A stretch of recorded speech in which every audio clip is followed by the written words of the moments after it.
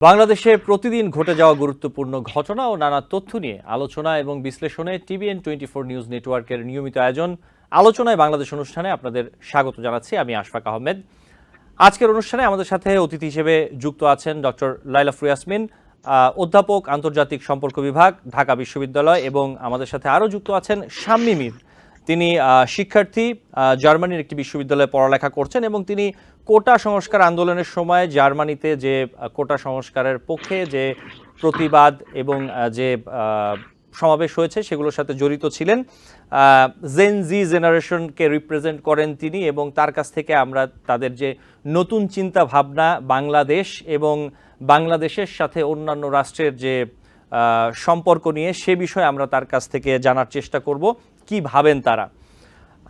তবে তার আগে যেটি হচ্ছে যে আজকে ডোনাল্ড লু সহ আমেরিকার একটি প্রতিনিধি দল বাংলাদেশে প্রধান উপদেষ্টা ডক্টর ইউনূসের সাথে বৈঠক করেছেন। এই সম্পর্কিত একটি তথ্য আপনাদের দেখাবো। তার আগে আমি একটু কিছু ইনফরমেশন দিয়ে নেই, তারপরেই আমরা পুরো প্রতিবেদনটি দেখব। বাংলাদেশ সফরে যাওয়া আমেরিকার সাউথ অ্যান্ড সেন্ট্রাল এশিয়ান অ্যাফেয়ার্সের অ্যাসিস্ট্যান্ট সেক্রেটারি অফ স্টেট সহ আমেরিকার একটি প্রতিনিধি দলের সাথে অন্তর্বর্তী সরকারের যে প্রধান উপদেষ্টা, যেমনটা বলছিলাম যে ডক্টর মোহাম্মদ ইউনূস, তার সঙ্গে বৈঠক হয়েছে। এছাড়া বাংলাদেশের পররাষ্ট্র উপদেষ্টা তৌহিদ হোসেন, অর্থ বাণিজ্য উপদেষ্টা ডক্টর সালেউদ্দিন আহমেদের সাথেও প্রতিনিধি দলটির বৈঠক হয়েছে। এদিকে আর্থিক খাতে সহযোগিতার জন্য বাংলাদেশকে $200 মিলিয়ন সহযোগিতা দিচ্ছে ইউএসএআইডি, এবং আগের চুক্তির সঙ্গে এই অর্থ যোগ করে নতুন চুক্তি করা হয়েছে। আরেকটি তথ্য আমি এর সাথে যোগ করে দেই যে বাংলাদেশের ব্যাংক ও আর্থিক খাত সংস্কারের জন্য 3টি শর্তে বাংলাদেশকে $2.5 বিলিয়ন ঋণ দেওয়ার কথা জানিয়েছে ওয়ার্ল্ড ব্যাংক এবং এশিয়ান ডেভেলপমেন্ট ব্যাংক এডিবি। পুরো বিষয়টি সম্পর্কে জানতে এই সংক্রান্ত একটি প্রতিবেদন দেখে নেব আমরা, এবং এরপরে আমরা আলোচনা শুরু করব। অন্তর্বর্তীকালীন সরকার দায়িত্ব নেয়ার পর আমেরিকার কোনো উচ্চ পর্যায়ের প্রতিনিধি দলের এটি প্রথম বাংলাদেশ সফর। বাংলাদেশ সফররত 6 সদস্যের এই প্রতিনিধি দলটির নেতৃত্ব দেন আমেরিকার ট্রেজারি ডিপার্টমেন্টের ইন্টারন্যাশনাল ফাইন্যান্সের deputy under secretary Brent Neiman. এছাড়াও ছিলেন সাউথ অ্যান্ড সেন্ট্রাল এশিয়ান অ্যাফেয়ার্সের assistant secretary of state Donald Lu. 2 দিনের সফরের শেষ দিন রবিবার সকালে রাষ্ট্রীয় অতিথি ভবন পদ্মায় প্রতিনিধি দলটি বৈঠক করে পররাষ্ট্র উপদেষ্টা তৌহিদ হোসেনের সঙ্গে। পরে তারা অর্থ ও বাণিজ্য উপদেষ্টা ডক্টর সালেউদ্দিন আহমেদের সঙ্গে বৈঠক করেন। পরে ডেভেলপমেন্ট অবজেক্টিভ গ্রান্ট এগ্রিমেন্টের আওতায় ইউএসএআইডির সঙ্গে $200 মিলিয়ন সহযোগিতা চুক্তি সই করে অন্তর্বর্তী সরকারের অর্থনৈতিক সম্পর্ক বিভাগ। বৈঠক শেষে অর্থ উপদেষ্টা জানান, আর্থিক, বাণিজ্য ও কারিগরি খাতে সহযোগিতা করতে সম্মত হয়েছে আমেরিকা। আর্থিক সংস্কার এবং আর্থিক খাতে যেগুলি সহযোগিতাগুলো দরকার সেটা, আর দ্বিতীয়ত বাণিজ্যে আমরা এক্সপোর্ট ডাইভার্সিফিকেশন এবং এক্সপোর্ট বা আমাদের বাণিজ্যের ব্যাপার অন্যান্য কারিগরি সহায়তা বা বাজার এক্সপ্লোর করার এই সমস্ত আলোচনা হয়েছে। ওরা বলেছে আমরা ডেফিনিট কর্ম পরিকল্পনা নিয়ে আমরা এগুলো তারা এবার সহযোগিতা করার আশ্বাস দিয়েছে। সরকারের অগ্রাধিকার খাতের জন্যই এ সহযোগিতা বলে জানান উন্নয়ন সংস্থার প্রতিনিধি। This new agreement highlights the priorities of the interim government, focused on an inclusive growth and prosperity for the people of Bangladesh. This means we're looking at economic stability and growth. We're looking at improving health. We're looking at being able to strengthen governance across the country. পরে রাষ্ট্রীয় অতিথি ভবন যমুনায় প্রধান উপদেষ্টা doctor Mohammad ইউনূসের সঙ্গে বৈঠক করে প্রতিনিধি দলটি।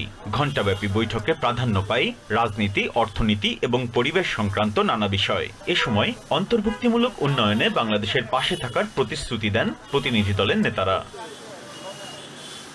পরে পদ্মায় ফিরে এসে পররাষ্ট্র সচিব জসিমউদ্দিনের সঙ্গে বৈঠক করে প্রতিনিধি দলটি। সাংবাদিকদের সঙ্গে আলাপকালে পররাষ্ট্র সচিব জানান, নির্বাচনের রূপরেখা নিয়ে আমেরিকার সঙ্গে আলোচনা হয়নি বাংলাদেশ ভারত সম্পর্কের টানাপোড়েন নিয়েও। যুক্তরাষ্ট্র সরকারের পক্ষ থেকে অন্তর্বর্তীকালীন সরকারের সঙ্গে কাজ করে যাওয়ার অঙ্গীকার তারা পুনর্ব্যক্ত করেছেন। সরকারের সংস্কার পরিকল্পনা সম্পর্কে তারা জানার আগ্রহ ব্যক্ত করেছেন, এবং দ্রুততম সময়ের মধ্যে অর্থনৈতিক সংস্কারের বিষয়টি এই সরকারের বিশেষ অগ্রাধিকার বিবেচনায় আর্থিক খাত ও রাজস্ব খাতের সংস্কার এ বিষয়ে যুক্তরাষ্ট্রের সম্ভাব্য সহযোগিতার ক্ষেত্র। বৈঠকে বিদেশে পাচার হওয়া অর্থ ফিরিয়ে আনার ব্যাপারে প্রাথমিক আলোচনা হয়েছে বলে জানান তিনি। পাচার অর্থ পাচার সহ অন্যান্য যে সমস্ত বিষয়, সেই বিষয়গুলি প্রাথমিক কথাবার্তা হয়েছে এবং এ বিষয়ে যুক্তরাষ্ট্র যে এক্সপার্টিস আছে সেটা হয়তো আমরা ব্যবহার করব, কিন্তু এই আলোচনাটা শুধুমাত্র শুরু হয়েছে, এটার হয়তো চূড়ান্ত একটা রূপ পেতে কিছুটা সময় লাগবে। জি, আমরা প্রতিবেদনটি দেখলাম। ডক্টর লাইলুফার ইয়াসমিন, আপনি পুরো প্রতিবেদনটি দেখলেন। আমি এর সাথে আরেকটু তথ্য আসলে একটু যোগ করে দিই এবং আপনার কাছে প্রশ্নটা রাখি। বাংলাদেশ অন্তর্বর্তী সরকারের প্রধান উপদেষ্টা ডক্টর মোহাম্মদ ইউনূস দেশ পুনর্গঠন, গুরুত্বপূর্ণ সংস্কার কর্মসূচি বাস্তবায়ন, পাচার হওয়া অর্থ ফিরিয়ে আনতে আমেরিকার সহযোগিতা চেয়েছেন। বাংলাদেশ সময় রোববার ঢাকায় রাষ্ট্রীয় অতিথি ভবন যমুনায় আমেরিকার যে প্রতিনিধি দল এসেছে তাদের সাথে বৈঠক হয়েছে প্রধান উপদেষ্টার, এবং সেখানেই তিনি এই সহায়তা চেয়েছেন। পররাষ্ট্র সচিব জসিম উদ্দিনও জানিয়েছেন একই বিষয়, যে আমেরিকার কাছে বিদেশে পাচার হওয়া অর্থ ফেরত আনার ব্যাপারে সহায়তা চেয়ে একটি প্রাথমিক আলোচনা হয়েছে, তবে এ ব্যাপারে আরও অনেক আলোচনা করতে হবে বলেও তিনি জানিয়েছেন। এবং যে আমেরিকার কাছ থেকে এই বিষয়ে আমি আসলে আপনার কাছে যে বিষয়টি, যে প্রশ্নটি রাখতে চাচ্ছিলাম, যে এই যে বিদেশে পাচার হওয়া, বাংলাদেশ থেকে বিদেশে পাচার হওয়া অর্থ, এই অর্থ ফিরিয়ে আনার ক্ষেত্রে আমেরিকার কাছে আমরা কি ধরনের সহযোগিতা চাইতে পারে? ধন্যবাদ আমাকে আপনাদের অনুষ্ঠানে আমন্ত্রণ জানাবার জন্য। একটা হচ্ছে যে বিদেশ থেকে যে টাকা ফিরিয়ে আনতে হবে আমাদের, এটা আমাদের একটা অন্যতম প্রায়োরিটির অংশ। কিন্তু একটা কথা মনে রাখতে হবে যে এটা একটা দীর্ঘ সময়ের একটা প্রসেস, এবং এটার পিছনে আন্তর্জাতিক আইন, দেশীয় আইন এবং আইনের সমন্বয়তা, এরকম অনেক বিষয় একই সাথে জড়িয়ে রয়েছে। এবং সেখানে আমি মনে করছি যে আমেরিকার কাছ থেকে আমরা যেটা শিখতে পারি সেটা হচ্ছে যে প্রসেসটা কি, ইন্টারন্যাশনাল ল কি বলে, ন্যাশনাল ল কি বলে, এবং সেক্ষেত্রে ন্যাশনাল ল কিভাবে করে অ্যালাইন করা যায়। এবং টাকার একটা বড় অংশই কিন্তু যেমন আমেরিকাতে আছে, তেমন কানাডাতে আছে এবং আরও কয়েকটি দেশে আছে। সুতরাং সেক্ষেত্রে আমরা আমেরিকার কাছ থেকে কি ধরনের ইনস্টিটিউশনাল এবং লিগাল অ্যাসিস্ট্যান্স পেতে পারি, আমার মনে হয় এই আলোচনাটা প্রথম দিকে সেদিকে থাকবে, যে আমাদেরকে এখানে এক্সপার্টিস গ্রো করতে হবে এবং সেই এক্সপার্টিস গ্রো করিয়ে, এবং এটা যেটা প্রথমে আমি বলেছি যে এটা অনেক সময় সাপেক্ষ একটা ব্যাপার, সুতরাং সেটাকে যাতে প্রপার দিকে যাচ্ছে কিনা, সেক্ষেত্রে আমাদেরকে আমেরিকার কাছ থেকে যে ইন্টেলেকচুয়াল এবং যে লিগাল অ্যাসিস্ট্যান্স, সেটা আমাদের সবচেয়ে বেশি দরকার হবে। জি, এবং আরও একটি বিষয় যেটি হচ্ছে যে অর্থ বাণিজ্য উপদেষ্টা ডক্টর সালেউদ্দিন আহমেদ জানিয়েছেন যে বাংলাদেশের আর্থিক, বাণিজ্যিক ও কারিগরি খাতে সহযোগিতা করতে সম্মত হয়েছে আমেরিকা। এবং বাংলাদেশের যে চলমান পরিস্থিতি, এই পরিস্থিতিতে আপনি কি মনে করেন এই যে আমেরিকা, এডিবি, ওয়ার্ল্ড ব্যাংক যে অর্থ সহায়তা অথবা ঋণ দেওয়ার কথা বলছে, বর্তমান বাস্তবতায় কোন খাতগুলোতে, কোন সেক্টরগুলোতে আসলে বাংলাদেশের ইনভেস্টমেন্টের ব্যাপারে অথবা উন্নয়নের ব্যাপারে মনোযোগী হওয়া উচিত? এই বিদেশি অর্থায়ন অথবা ঋণ, যেগুলো ঋণ সহায়তা পাচ্ছে, এগুলো কাজে লাগানো উচিত ওই খাতগুলোতে?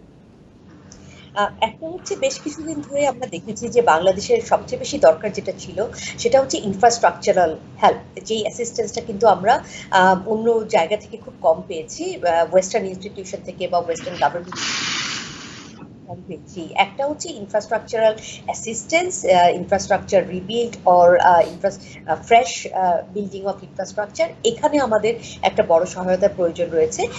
আরেকটি কথা আমরা অনেক ক্ষেত্রে খেয়াল করি না, সেটা হচ্ছে আপনার সাথে যখন আমি কথা বলছি তখন এই যে বাইরে বৃষ্টি হচ্ছে, এই যে ক্লাইমেট চেঞ্জ এবং এই যে ইরাটিক বিহেভিয়ার অফ ক্লাইমেট, এটার জন্য আমাদের এখানে কি ধরনের আমরা ইনস্টিটিউশনাল অ্যাসিস্ট্যান্স আমরা পেতে পারি এবং কি ধরনের ডেভেলপমেন্ট আমরা করতে পারি। এবং কারণ ক্লাইমেট লার্নিং, এবং শুধু লার্নিং কিন্তু ওয়েস্টার্ন পার্সপেক্টিভে নয়, আমাকে কিন্তু আমার পার্সপেক্টিভ দেখতে হবে।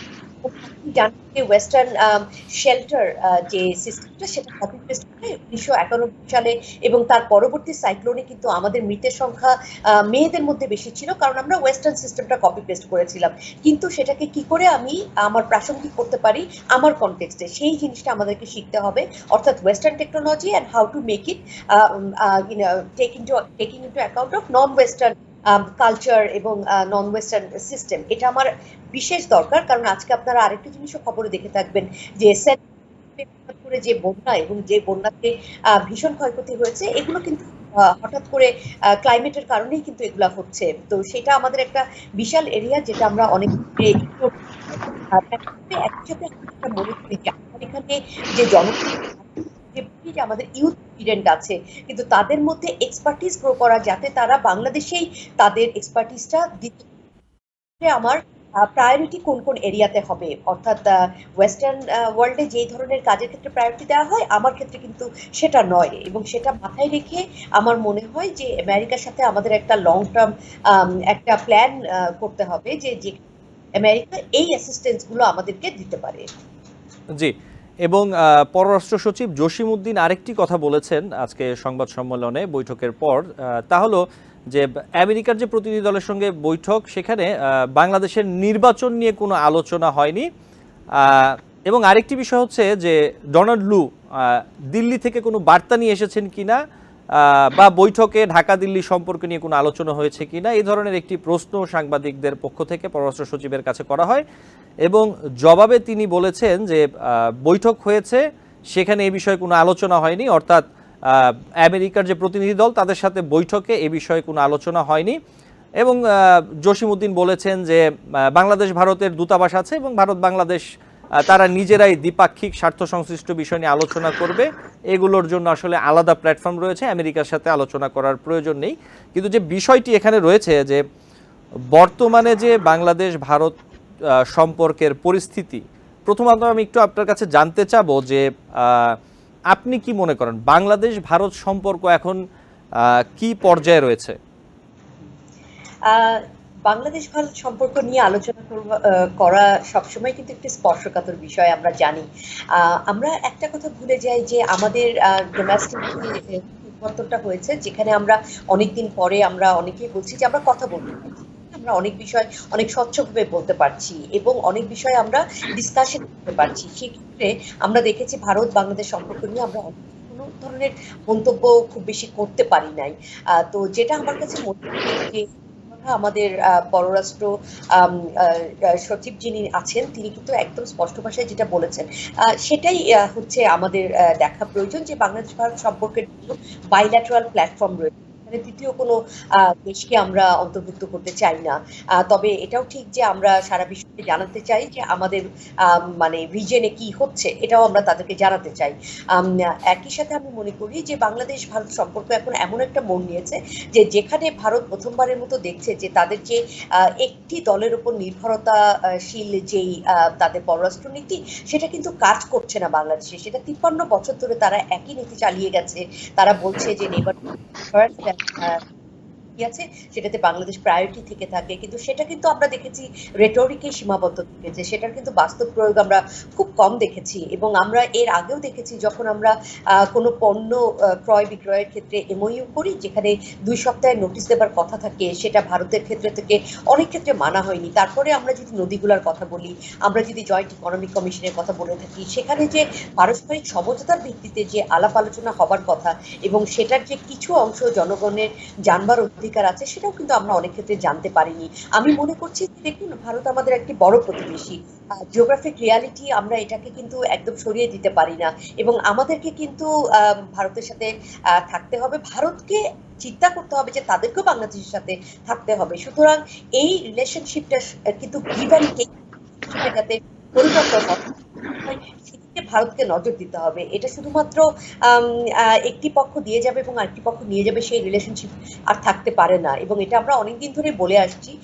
এবং এখন একটা সময় এসেছে যখন আমরা সম্পূর্ণভাবে এই রিলেশনশিপটাকে রিওরিয়েন্ট করতে পারি, এবং এটা আমি মনে করছি যে আমাদের মোফা যেমন কাজ করবে, আমাদের ট্র্যাক 2 ডিপ্লোমেসি সেদিকে যাবে, যাতে আমরা দুটি রাষ্ট্র যেন পারস্পরিক সমঝোতার ভিত্তিতে আমাদের বাইলেটারাল সম্পর্ক সামনে নিয়ে যেতে পারি।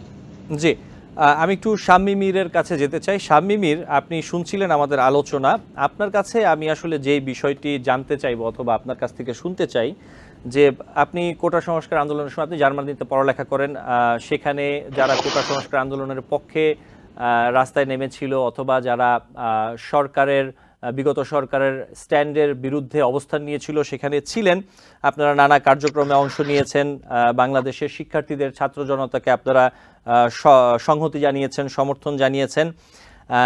এখন যে এই যে পরিবর্তিত বাংলাদেশ রাজনৈতিক পরিস্থিতি এবং সামগ্রিকভাবে একটি পরিবর্তিত পরিস্থিতির মধ্যে দিয়ে বাংলাদেশ যাচ্ছে,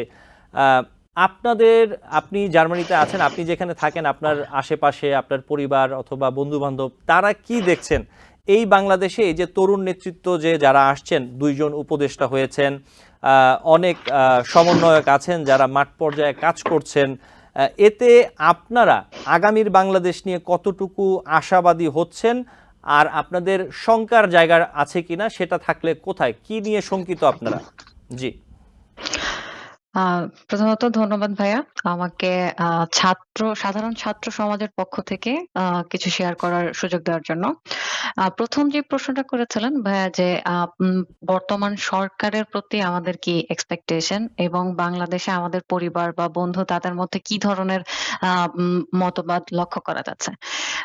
প্রথমত আমি বলতে চাই যে সমন্বয়কদের পক্ষ থেকে বা বাংলাদেশে এখন যেই তত্ত্বাবধায়ক সরকার বা ইন্টারিয়াম সরকার আছেন তাদের প্রতি আমাদের আস্থা আছে। আমরা আশাবাদী যে বাংলাদেশ একটা ভালো জায়গায় যাবে এবং হ্যাঁ, এই কথাটা সত্য, বিগত 15 বছর বা 20 বছর বাংলাদেশ থেকে যেই জিনিসগুলা সরে গেছে বা বাংলাদেশ যতখানি পিছিয়েছে যেই সব দিক থেকে, সেই সব দিকগুলাকে আরো সামনের দিকে আগায় নেওয়ার জন্য যেই কাজগুলো করতে হবে সেখানে সময় দরকার। এখন আমাদের এই নেতৃত্বের মধ্যে 2 জন তরুণ নেতা আছেন যারা ছাত্র সমাজের মধ্য থেকেই ছিল। এটা নিয়ে মিশ্র প্রতিক্রিয়া সবার মধ্যেই থাকবে।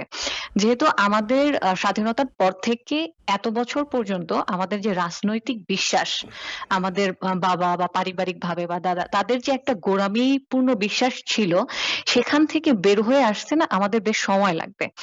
তারপরও ছাত্র সমাজ বা এখন যে তরুণ সমাজ তারা যেভাবে শিখছে, যেভাবে ইতিহাস সম্পর্কে জানার চেষ্টা করছে, তাতে আমার মনে হয় যে তারা স্বচ্ছ একটা বিশ্বাসের দিকে আগাবে।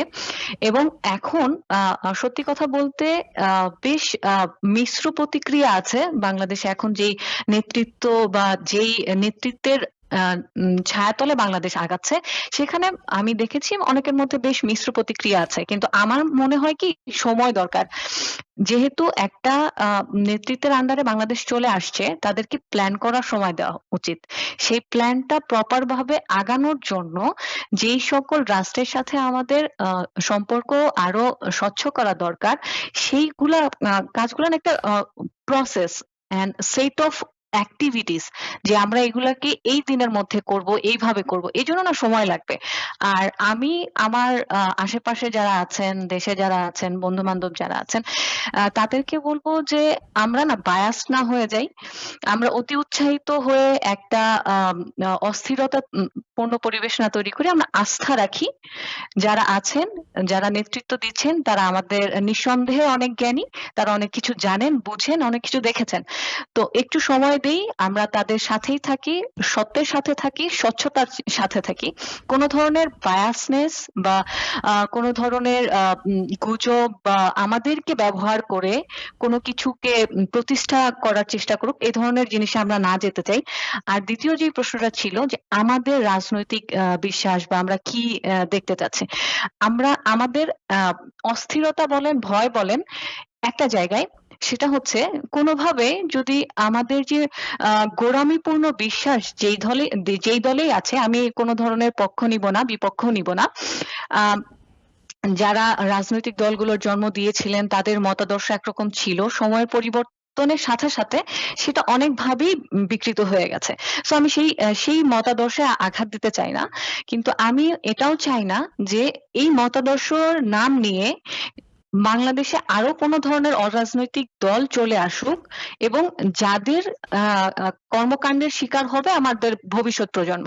এই ধরনের কোনো কিছু আমি চাই না, বা আমাদের ছাত্র সমাজও চায় না। আমাদের পক্ষ থেকে আমরা চাই একটি স্বচ্ছ, সুন্দর, শক্তিশালী রাষ্ট্র, যে নিজের সার্বভৌমত্ব, নিজের স্বাধীনতা এবং নিজের নিজস্বতাকে ধরে রেখে এগিয়ে যাবে বিশ্বমানচিত্রে। তার বিশ্বমানচিত্রে আমাদের পতাকা আবার সচ্ছলভাবে প্রবাহিত হতে থাকবে। জি, আপনাকে ধন্যবাদ। আমরা অনুষ্ঠানের এই পর্যায়ে একটি ছোট্ট বিরতি নিব। এবং বিরতি থেকে ফিরে আমরা আবার আপনাদের দুজনের সাথেই কথা বলবো। ডক্টর লাইলা আফরোজ ইয়াসমিন এবং শাম্মী মীর, আপনারা আমাদের সাথেই থাকবেন।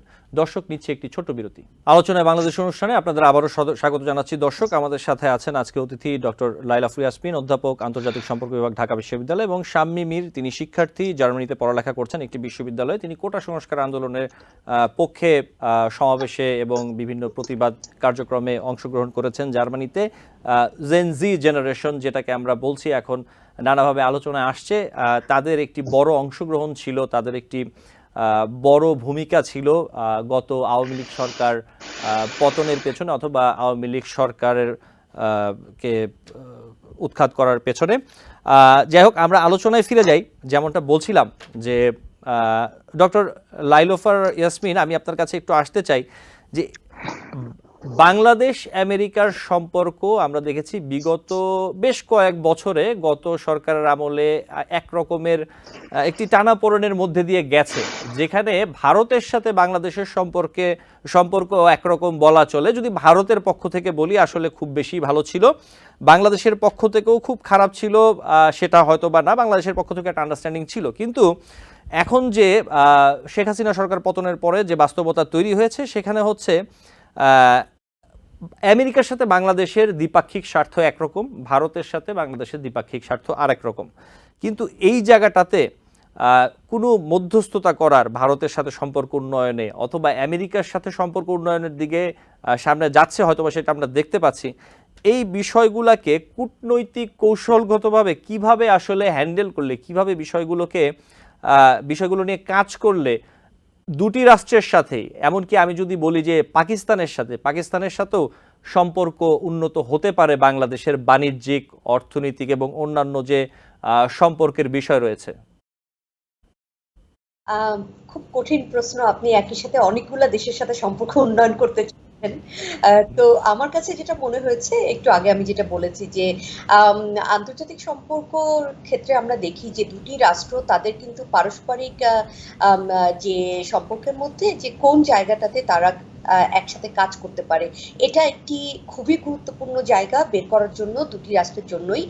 এবং একই সাথে কার কোথায় কম্পারেটিভ অ্যাডভান্টেজ আছে, যেমন আমি যদি কারোর কাছ থেকে আমাকে আরএমজির জন্য কোনো প্রোডাক্ট কিনতে হয় এবং এই রিফাইন্ড আরএমজি আমার কোথায় যাচ্ছে, এরকম অনেকগুলো বিষয় কিন্তু আমাকে চিন্তা করতে হয়। তো সুতরাং আমরা যখন পাকিস্তানের কথা বলছি, তখন আমাদেরকে চিন্তা করতে হবে পাকিস্তানের সাথে কোন কোন বিষয়ে আমরা পার্টিকুলারলি আমরা উন্নয়ন করতে পারি, বা কোন বিষয়ে পাকিস্তানের কাছ থেকে আমরা কম্পারেটিভ অ্যাডভান্টেজ পেতে পারি। তেমন ভাবে আপনি একটু আগে বলেছেন যে আমেরিকার সাথে সম্পর্ক হয়তো গত সরকারের সময় একটা ভালো ছিল না। একই সাথে আপনাকে চিন্তা করতে হবে যে এই সম্পর্কটাও কিন্তু গিভ অ্যান্ড টেকের সম্পর্ক, এবং এখানে কিন্তু আমেরিকা বলুন, আপনি পাকিস্তান বলুন, চায়না বলুন বা জাপান বলুন, সবার জন্যই কিন্তু বাংলাদেশ একটি গুরুত্বপূর্ণ দেশ, যেটা আমি এর আগেও লিখেছি, এর আগেও বলেছি। কারণ হচ্ছে বাংলাদেশের ভূ রাজনৈতিক অবস্থান, বাংলাদেশ যেভাবে করে বে অফ বেঙ্গলের একটা জায়গায় অবস্থিত, বাংলাদেশের স্থিতিশীলতার উপরে কিন্তু ভারতের নর্থ ইস্টের স্থিতিশীলতার উপরে অনেকখানি প্রভাব আছে, যেটা এতদিন আমরা দেখেছি যে ভারত যে কারণে একটি তাদের জন্য পজিটিভ একটি গভর্নমেন্টকে তারা সবসময় ফেভার করে এসেছে, এবং যে কারণে এখনো আমরা দেখতে পাচ্ছি টুইটারে বাংলাদেশ সম্পর্কে যত অপপ্রচার চলছে, তার মধ্যে কিন্তু একটা বিশাল অংশ বা ভারত আসছে।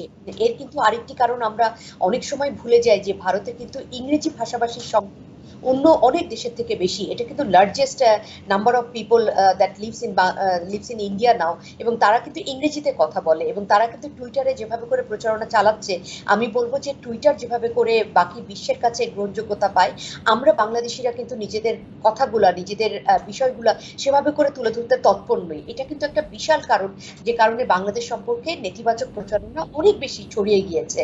এবং আমাদের পক্ষ থেকে যেটা দরকার হবে যে আমরা কি করে এই যে স্পেসগুলোতে বাংলাদেশের কথাগুলো তুলে ধরবার সুযোগ আছে, সেখানে আমরা কিভাবে করে নিজেদেরকে তুলে ধরতে পারি, সেখানে কিভাবে করে আমরা বাংলাদেশের কি কি প্রয়োজন, বাংলাদেশের বাইল্যাটারাল মাল্টিল্যাটারাল প্রয়োজন এবং রিজিয়নালি কি কি প্রয়োজন, এই জিনিসগুলো আমাদেরকে ধরে তুলতে শিখতে হবে। আপনারা সবাই জানেন যে একটি গল্প আছে যে শিকারীকেই তখনই গ্লোরিফাই করা হয় যখন কিন্তু যে শিকার হচ্ছে তার হাতে যখন কলম থাকে না। আমরা কিন্তু আমাদের হাতে কিন্তু কলমটা নাই, আমাদের গল্প কিন্তু বাইরে থেকে অন্যরা এসে বলছে, কিন্তু আমরা নিজেরা কলম তুলে নিব, এটা কিন্তু ভীষণ দরকার আছে। সুতরাং আপনি বাইলেটারাল রিলেশনশিপ যখনই আপনি ডেভেলপ করার কথা বলবেন, তখনই আপনাকে দেখতে হবে যে ওই আরেকটি দেশের সাথে আমার সম্পর্ক উন্নয়নের ক্ষেত্রে আমার আদৌ প্রয়োজন আছে কিনা, বা আদৌ ওই দেশটা আমাকে কি ধরনের সুবিধা দিতে পারে। এবং there is nothing called free lunch, right? So তারা কিন্তু কোনো বিনা কারণে আমাদের সাথে সম্পর্ক উন্নয়ন করবে না। নিশ্চয়ই সেখানে তাদেরও কিছু লাভ আছে, তারা যেটা দেখতে পাচ্ছে বাংলাদেশ থেকে তারা যেটা পেতে পারে।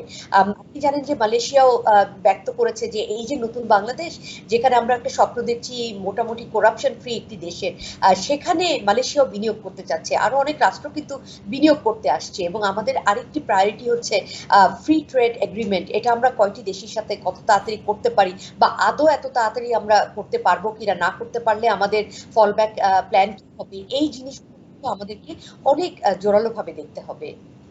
জি, এবং একইভাবে আপনি যে কথাগুলো বললেন তার সাথে আমি সম্পর্কিত একটি বিষয়, যেটি হলো যে আমরা আমাদের প্রতিবেশী ভারত, পাকিস্তান এবং আমেরিকার সাথে সম্পর্ক উন্নয়নের কথা বলছি। একই সাথে আমরা যেটা দেখতে পাচ্ছি যে বিগত সরকারের পতনের পর থেকে রাশিয়া এবং চায়না কিন্তু একরকম খুব চুপচাপ আছে। তারা বাংলাদেশের রাজনীতি অথবা বাংলাদেশ প্রসঙ্গ নিয়ে যা হচ্ছে এগুলো নিয়ে খুব তেমন কথা বলছে না। দু একটি জায়গায় শুধু কথা বলেছে, রূপপুর পারমাণবিক বিদ্যুৎ কেন্দ্রের বিষয়ে, যেখানে আর্থিক দুর্নীতির অভিযোগ আনা হয়েছে সাবেক প্রধানমন্ত্রী এবং তার পরিবারের বিপক্ষে, সেখানে একটি বিবৃতি দিয়েছিল রাশিয়ার পক্ষ থেকে। তাছাড়া কিন্তু আপনার তেমন কোনো তাদের কথা দেখতে পাচ্ছি না। তো এই জায়গাটাতে রাশিয়া চায়না এখন স্ট্র্যাটেজিক্যালি, যেহেতু ভৌগোলিক কারণে বাংলাদেশ গুরুত্বপূর্ণ, আপনি যেমনটা বলছিলেন, এবং আসলেই তাই, বাংলাদেশ খুবই গুরুত্বপূর্ণ ভৌগোলিক কারণে, বিশেষ করে এই সি রুটটার কারণে। রাশিয়া চায়না এখন তারা কি স্ট্র্যাটেজি নিবে যে বাংলাদেশের সাথে আরও সম্পর্ক উন্নয়ন কৌশলগতভাবে কিভাবে করা যায়, এই সরকারের সাথে কিভাবে তারা তাদের স্বার্থের জন্য বাংলাদেশকে কাজে লাগাতে পারে, এই জায়গাটা আপনি কি মনে করেন? দেখুন, এখানে রূপপুর পারমাণবিক কেন্দ্র নিয়ে যে এই পলিটিক্সটা চলছে, এবং খুব দুঃখজনকভাবে হলেও আমাকে সেই 1975-এর কথা আবার মনে করিয়ে দিয়েছে যে রাশিয়া যখন রিট্রিট করে, ফর্মার সোভিয়েত ইউনিয়ন যখন রিট্রিট করে, তখন কিন্তু তারা হঠাৎ করে রিট্রিট করে একটি প্রজেক্ট শেষ না করে, বা তাদের পছন্দসই গভর্নমেন্ট না থাকলে সেই দেশে। আমি আশা করছি এবার সেটা হবে না। আমি আশা করছি রাশিয়া বুঝতে পারবে যে বাংলাদেশের ভূ রাজনৈতিক গুরুত্ব কি। এবং আপনি একটা কথা খেয়াল রাখবেন যে আমাদের সম্পর্কগুলা কিন্তু বিভিন্ন রাষ্ট্রের তাদের রিজিয়নালি একরকম, বাইল্যাটারালি একরকম, এবং গ্লোবালি আরেক রকম।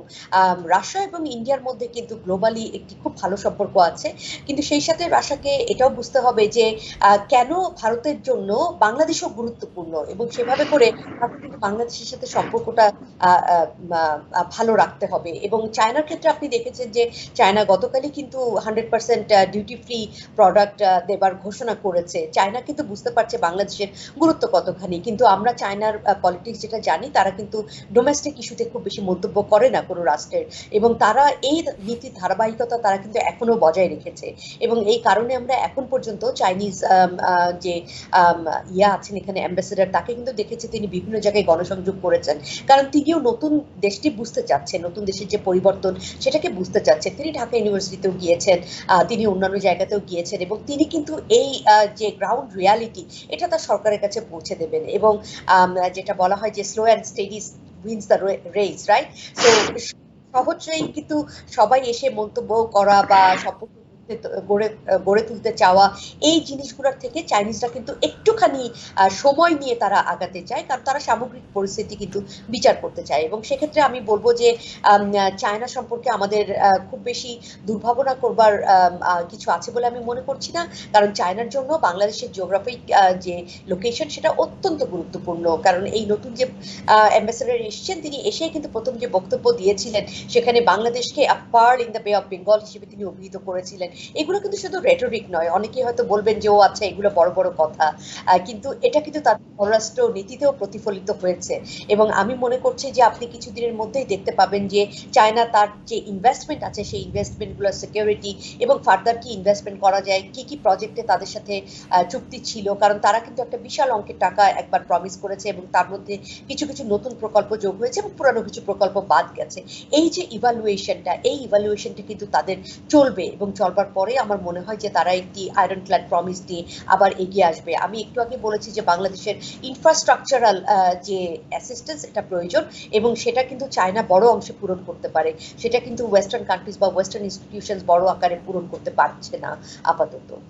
জি, এবং আমি এর সাথে আরেকটি প্রশ্ন যেটি আপনাকে করতে চাই, এই প্রশ্নটি করে আবার আমি শামীমের কাছে যাব, ডক্টর লাইলুফার ইয়াসমিন। সেটা হচ্ছে এই যে অন্তর্বর্তীকালীন সরকারের সময় যে বাংলাদেশ আমেরিকার সম্পর্ক উন্নয়নের একটি পথ আমরা দেখতে পাচ্ছি, যেহেতু আজকে আমেরিকার প্রতিনিধি দল এসেছে, আমি বাংলাদেশ আমেরিকার বিষয়টি নিয়ে একটু বেশি কথা বলতে চাচ্ছি আপনার সাথে। আমেরিকা বাংলাদেশের সম্পর্কের একটি উন্নতির লক্ষণ আমরা দেখতে পাচ্ছি এবং নানাভাবে বাংলাদেশকে সহায়তা দেওয়ার আশ্বাস তারা দিচ্ছেন। আগামীতে অদূর ভবিষ্যতে, সেটা কতদিন পরে সেটা এখনও আমরা জানি না, নির্বাচন হলে একটি রাজনৈতিক সরকার আসবে, সেটি যে রাজনৈতিক দলই হোক। আমরা দেখেছি যে আমাদের দেশের যে বড় রাজনৈতিক দলগুলো আছে তাদের সাথে বিভিন্ন সময়ে বিভিন্ন দেশের যে সম্পর্ক, তারা আসলে, আপনি কি মনে করেন যে এখন এই অন্তর্বর্তীকালীন সরকার যদি কূটনৈতিক দক্ষতার মাধ্যমে এই রাষ্ট্রগুলোর সাথে একটি ভালো সম্পর্ক তৈরি করতে পারে, পরবর্তীতে যে রাজনৈতিক দল রাষ্ট্র পরিচালনার দায়িত্ব নেবে নির্বাচনে জেতার পর, তারা কি ধারাবাহিকতা অব্যাহত রাখতে পারবে নাকি তারা আবার আগের মতো নানা রকমের জটিলতা তৈরি করে ফেলবে? আমরা দুজনেই কিন্তু প্রশ্নটা শুনে আপনি খেয়াল করবেন, এর কারণ হচ্ছে যে এটা কিন্তু সম্পূর্ণভাবে নির্ভর করবে সেই রাজনৈতিক দলের উপরেই। তাদের কি আইডিওলজি থাকবে, তাদের কি প্রায়োরিটিস থাকবে, তাদের ইকোনমিক রিকভারির কি প্ল্যান থাকবে, তারা লিগ্যাল বিষয়ে কি ধরনের সংস্কার করবে, এই সবটাই কিন্তু সম্পূর্ণ কন্টিনজেন্ট ওই পার্টিকুলার সময়ের গভর্নমেন্টের জন্য। আমরা কিন্তু এখন অনেকভাবে সম্পর্ককে ইনস্টিটিউশনালাইজ করতে পারি, কিন্তু সেই সম্পর্ক ইনস্টিটিউশনালাইজ করবার ধারাবাহিকতা একটি রাজনৈতিক সরকার বজায় রাখবে কিনা এটা সম্পূর্ণভাবে তাদের পলিটিক্যাল প্রায়োরিটি। সুতরাং এখন আমরা যাই করছি না কেন, আমরা যেটা চেষ্টা করছি যে আপাতত যে আমাদের প্রয়োজন, আপাতত যেভাবে করে একটি সলিড ফুটিংয়ে বাংলাদেশকে দাঁড় করিয়ে দেবার প্রয়োজন, সেটা কিন্তু এই গভর্নমেন্ট করছে। এবং সেই জন্য আমরা জানি যে আপনারা বিভিন্ন জায়গা থেকে শুনছেন এবং আমার সাথে যিনি বক্তা আছেন তিনি খুব সুন্দরভাবে বলেছেন যে এই সরকারকে একটু সময় দিতে হবে, একটু বুঝতে হবে, কারণ আমরা 1-2 মাসের মধ্যে মিরাক্কেল আমরা আশা করতে পারি না। এবং সেই কারণে আজকে আমেরিকান গভর্নমেন্ট থেকে যে প্রতিশ্রুতিগুলো আমরা পাবো সেগুলো বাস্তবায়নের জন্য কিন্তু সময় দিতে হবে। এবং এই জিনিসটা আমাদেরকে, আমরা বাঙালিরা কিন্তু আমরা পরিচিত যে আমাদের ধৈর্য কম, আমরা সাথে সাথে ফলাফল দেখতে চাই। আমাদেরকে কিন্তু যদি আমরা নতুন বাংলাদেশ গড়ার কথা বলি তাহলে একটু ধৈর্য ধারণ করতে হবে এবং সেই কারণে যেই প্রতিশ্রুতিগুলো আসবে সেগুলোর বাস্তবায়ন এবং সেগুলার যে কি ধরনের নতুন একটা সিভিল সোসাইটি, আর civil society that can talk, আর সিভিল সোসাইটি যার কথা শুধু বলতেই পারে না, তার কথাকে আমলে নেওয়া হয়, এই জিনিসগুলো যদি ধারাবাহিকতা বজায় থাকে তাহলে পরবর্তীতে যেই রাজনৈতিক সরকারই আসবে না কারণ তার উপরে মোটামুটি একটা চাপ সৃষ্টি করবার মতো একটি সিভিল সোসাইটি থাকবে। কারণ সিভিল সোসাইটি আপনি জানেন বাই ডেফিনেশন এটাকে কিন্তু আপলিটিক্যাল হতে হবে, যেটা আমরা দেখেছি যে আপলিটিক্যাল যে সিভিল সোসাইটি আমাদের এখানে ছিল তারা কিন্তু অনেকভাবে নিগৃহীত হয়েছে। সুতরাং আমি মনে করি এটা শুধুমাত্র আমেরিকা নয়, বাট ইউরোপিয়ান ইউনিয়ন বা অন্যান্য ইউরোপের রাষ্ট্রগুলো যারা বা অন্যান্য দেশ যারা আছে তাদেরকে এখানে একটা বড় ধরনের ইনভেস্টমেন্ট প্রয়োজন, যে আমার সিভিল সোসাইটি যেন আগের মতো একটা স্বাধীন সিভিল সোসাইটি হিসেবে থাকতে পারে এবং সেটাকে যাতে আমরা একটা চেক অ্যান্ড ব্যালেন্সের মাধ্যমে আমরা তৈরি করতে পারি। যেই কারণে আজকের এই বাংলাদেশটা আমরা দেখতে পাচ্ছি যে এত নির্যাতনের পরেও 15 বছর পরেও আমরা কিন্তু সিভিল সোসাইটি থেকেই যে রিপ্রেজেন্টেটিভ পেয়েছি তারা যথার্থভাবেই বাংলাদেশের জন্য কাজ করতে চান এবং কাজ করতে এগিয়ে এসেছেন তাদের নিজেদের সকল কাজ বাদ দিয়ে। এবং সেটার জন্য আমাদেরকে যেটা করতে হবে, আমাদেরকে ধৈর্য ধরতে হবে। আমরা কিন্তু আজকে কালকে চাইলেই সব ফলাফল পাবো না, তো এটা আমি মনে করি আমাদের সবাইকে আরো বেশি করে বলতে হবে এবং বুঝাতে হবে। জি, ডক্টর লাইলুফার ইয়াসমিন, ধন্যবাদ আপনাকে। শামীমির, আপনার কাছে আমি যে প্রশ্নটি করতে চাই, খুব সাধারণ প্রশ্ন। প্রথমত এই যে আমরা আলোচনা করছিলাম, আপনি শুনছিলেন যে বাংলাদেশের অভ্যন্তরীণ যে বিষয়গুলো আছে সেগুলো তো আছেই, রাজনৈতিকটা আমি সার্বিকভাবে বলছি। বাংলাদেশের উন্নতির সাথে কিন্তু এখন সব কিছুই গ্লোবাল বিষয়, আপনি খুব ভালো মতোই জানেন।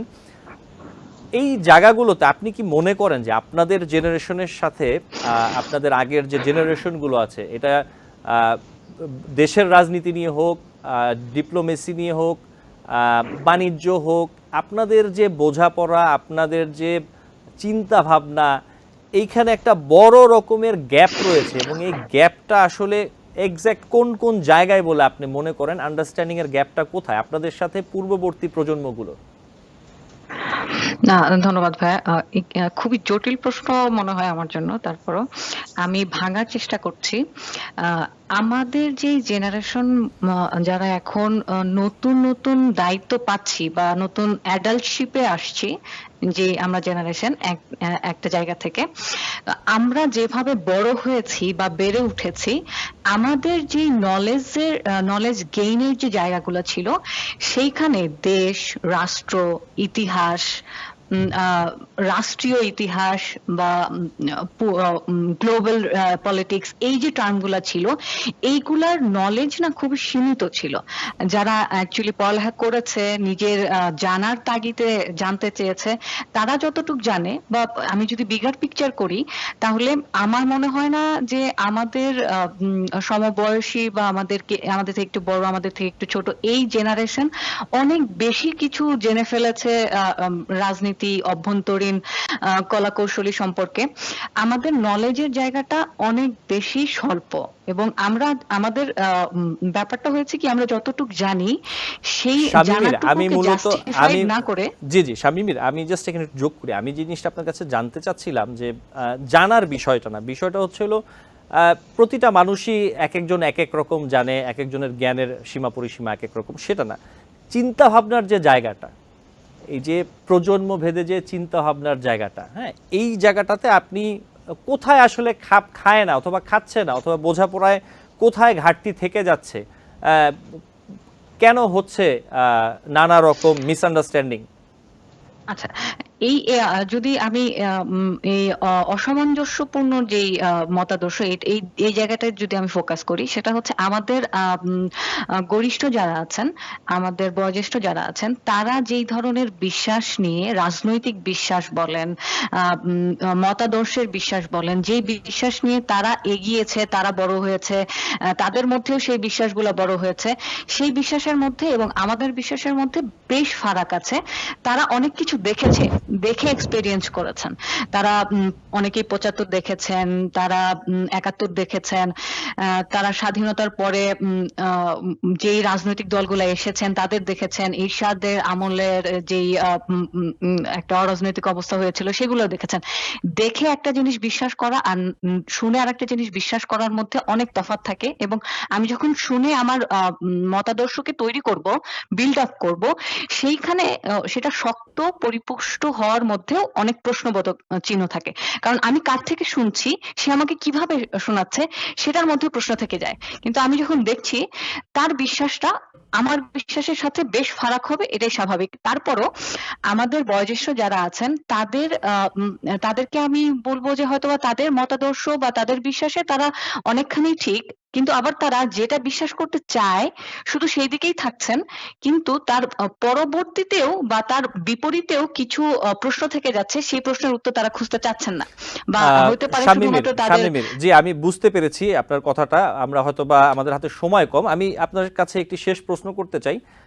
সেটি হচ্ছে যে আপনারা কোটা সংস্কারের পক্ষে অবস্থান নিয়েছেন, সবকিছু এখন একটি পরিবর্তিত পরিস্থিতি,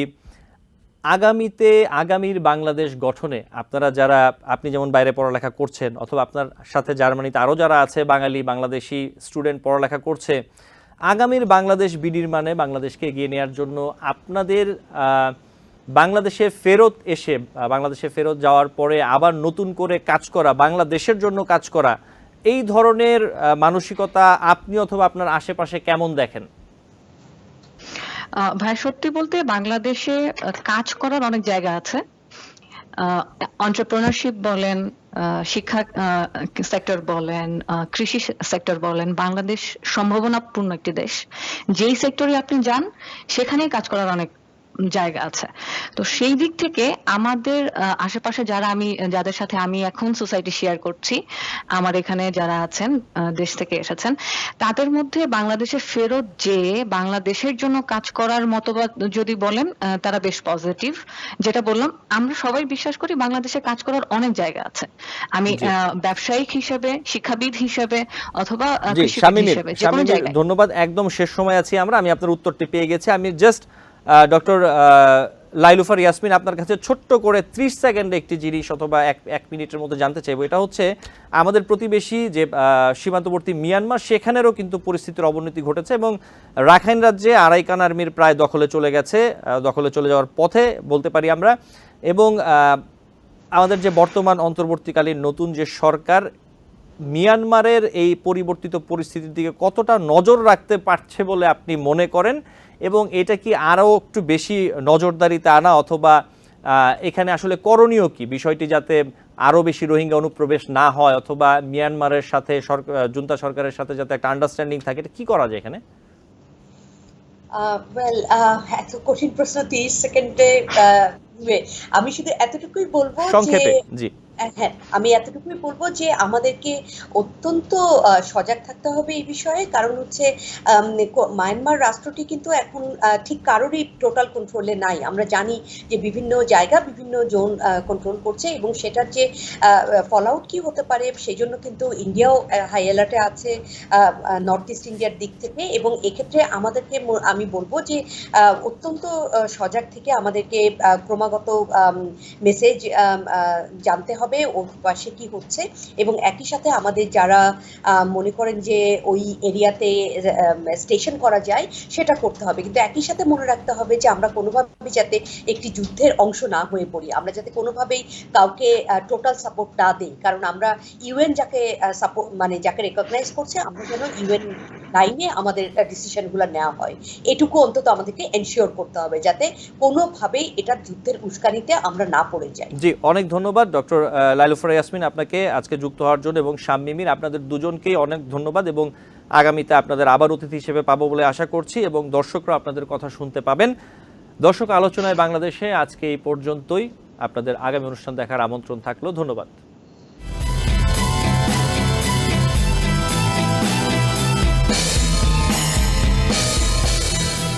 TBN 24 টেলিভিশন দেখতে আজই কল করুন 7187776556। লগ ইন করুন www.totalcablebd.com। নিউ ইয়র্ক থেকে সম্প্রচারিত TBN 24 টেলিভিশন বিশ্বজুড়ে বাঙালির কণ্ঠস্বর।